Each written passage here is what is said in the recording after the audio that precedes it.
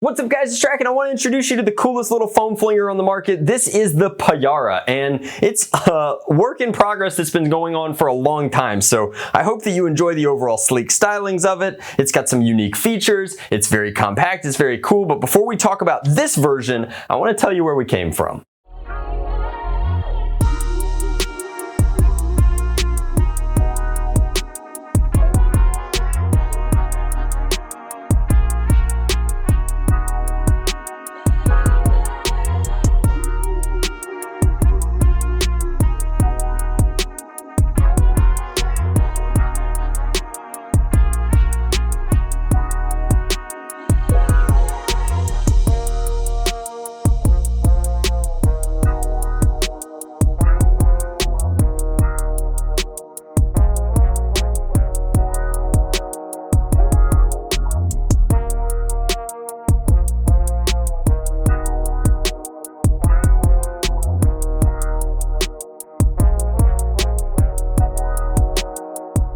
So if you've been following me on Instagram, and I know you have been, right?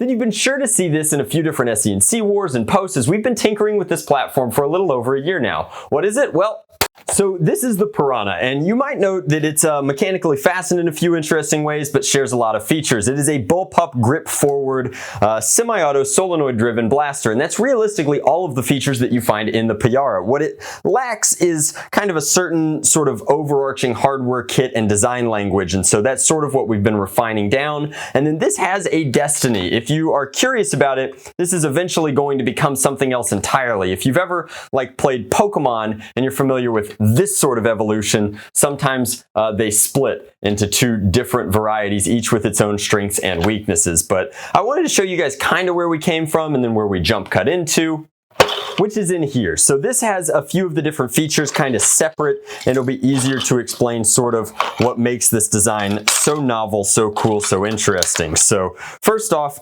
it's remarkably simple and kind of puzzles together, and there are a few different features that we're pretty excited about. So the Flywheel cage is kind of independent. It lets us have a lot of play over the geometry and get what we need to out of it. And then it sort of sandwiches in here like this. I don't actually have the base plate, but this is like the 3.0 parts, and the whole puzzling together of the entire system is very interesting. Then the barrel comes out the front, the grip mounts down here. The battery tray is kind of like a lock-on, which gives us this entirely toolless assembly. So this is the prototype 3.0, which is in pieces because I had to gut out all of its internals and transplant them into something new. The 2.0 is getting there, and the 1.0 is obviously a little bit rough. The pieces didn't even fully fit together the way that we want them to. But we are finally ready to talk about the Payara, and we'll talk about the name next.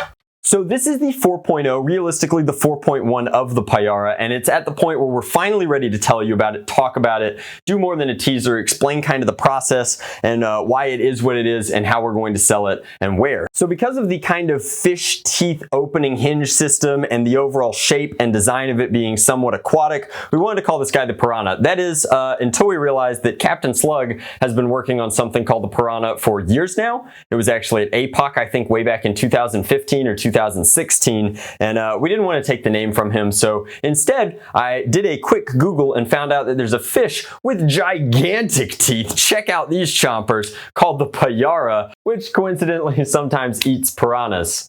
So with the name and an aesthetic in mind, we set about the collaborative effort of bringing this guy to life. Now, this is a huge collaboration. A lot of people have their hands on this. So obviously Pat's DNA is the core skeleton, the kind of heart of the concept, and then a lot of different SE&C people have played with it, tinkered with it, broken it over the last few years, and we've gotten it refined down into this point. And then of course River Bottom Studios, who's a newer addition to the SE&C, but an incredibly talented graphic designer and artist, really gave it kind of a finished product sort of feel and vibe to it. And then we just refined it and iterated it, and I kept installing new guts and tinkering with it and playing with it and tuning it until it's finally a product that does exactly what it's supposed to do. That's to say that this is a semi-auto bullpup that delivers the hits using a variation hybrid wheel that's a hybrid between Daybreaks and howlers, which you might recognize from the Knicks cage. We're pumping into this blaster our new Twilight Wheel geometry. We're slinging halflings through a dedicated Talon magwell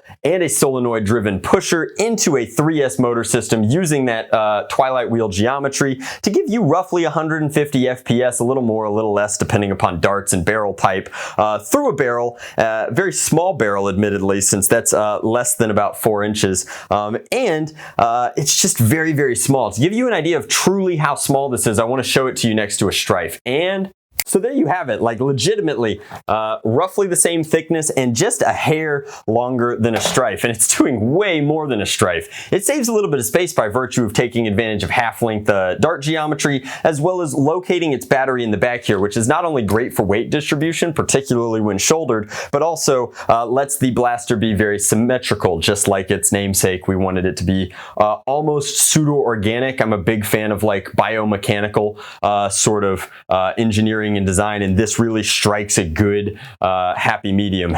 In addition, the fangs from the Payara, not from your favorite blood-sucking foam flinger, are up here hidden in the muzzle device, which gives it a nice little almost signature, so to speak. So with all of that said, those are the main features. We have Twilight geometry, we have semi-auto solenoid-driven power, we have a rev and firing switch combo in a compact Bullpup package. Like I said, this is the 4.1. There are a couple of tweaks that we made in the process of building it. If you were live on YouTube watching us build this one in real time, then you might have an idea of what some of those tweaks are going to be. They're little things like some tweaks to the Noid design in the back, as well as some tweaks to the magwell. Very, very slight. This is a super clean, very traditional styled magwell here, but overall performance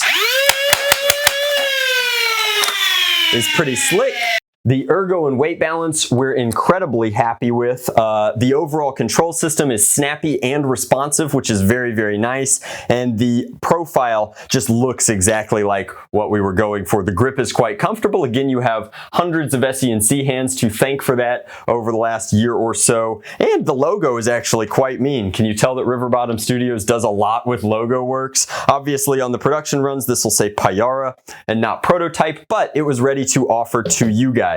Before I explain to you where you can buy one of your very own, let's take it outside. So we did want to bring it out. We did want to get a few numbers for you. I've got 6 of each loaded up into these Talon mags. We have Dart Zone waffle tips that have been cut down, Worker Gen 3s, and then DZP half lengths.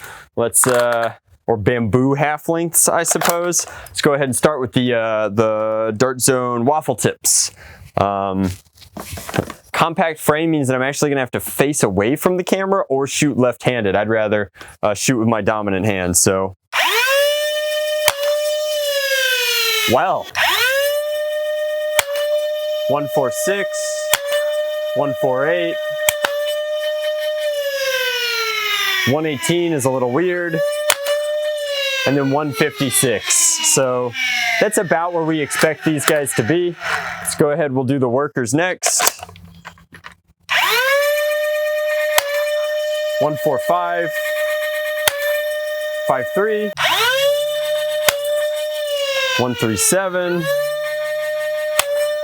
110, 142, 143. Keep getting funky outliers. I don't know what's going on. And then we'll throw a few DZPs over. We will, of course, make sure that Jay is out of the way. Jay, come on. Teach Echo not to get shot by solenoids. You're doing a great job.